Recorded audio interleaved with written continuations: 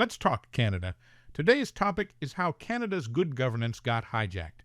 The older generations of Canadians didn't have to be concerned with the administration of our governance because we insisted that all federal and provincial political parties, regardless of position, work cooperatively and in the best interest of the country and the citizenry. So we never feared over which party would be the one to form the lead government. This allowed us to focus on our own lives, while the maintenance and sustainability of the country was in good hands. We didn't play games with our civic duty when it came to elections, as we understood that it is the responsibility of the electorate to ensure that vital services like health care, public education, and safety net would continue to be maintained. We would elect a party based on the platform the parties were pitching. We didn't discuss our individual vote with anyone because we trusted that every voter would choose the platform they believed would be the best for the country. Canadians were unaware that there was a force that was working to do a coup on our government.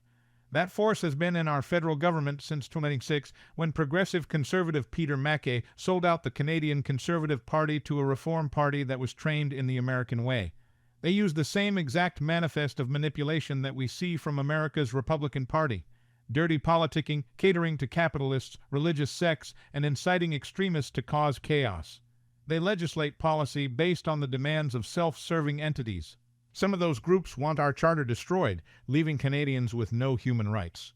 Those groups are colonizers or nationalists, and they want to repeat the ignorances of the past. They like the notion of superiority. It feeds them like the psychotic virus that it is. Canadians have to be aware that there will always be citizens of all generations that don't want progress due to their religious indoctrination, political ideology, and self-indulgence. If you know that it is in your best interest that the country remains in step with changing times, then you need to consider if the hatred you may be feeling toward our decent fellow Canadian Prime Minister was subliminally induced. It happened to the citizens of Ontario, Alberta, New Brunswick, Saskatchewan, and Nova Scotia. Now the goal is to make it happen at the level of the federal government.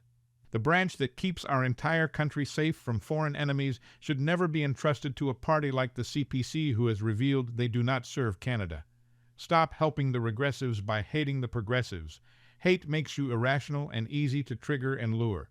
Remember, Liberals serve Canada and the people, and that should never be forgotten.